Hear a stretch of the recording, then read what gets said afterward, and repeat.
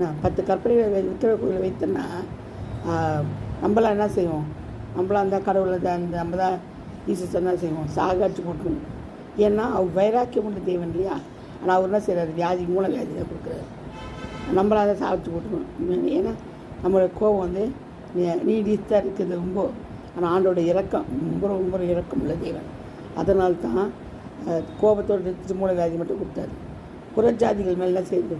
தேவ கோபம் வந்து அவங்களுக்கு என்ன செய்கிறாங்க? அவங்க அந்த 10 கற்பனை ரொம்ப விற்கிற கோயில் வச்சுட்டாங்க. அது மட்டும் வச்சது இல்லாமல் அந்த ஆலயத்துக்கு அதை வணங்குறதும் அது இது பாரு தேவ பிள்ளைகள் போய் மற்ற பிள்ளைங்களோட புறஜாதிகளோட விவாகம் செய்கிறதோ, முரட்டாட்டம் பண்ணுறதோ, இதெல்லாம் வந்து முரட்டாட்டமே விக்கிரக சமம் தானே. அதனால் பொருளாசை இந்த அக்கிரமத்து நிமித்தம் என்ன செஞ்சார்? அடித்து போட்டார். இதுதான் காரணம். கர்த்தர் தமது வசனங்களை பாதுகாப்பாக அமையும்.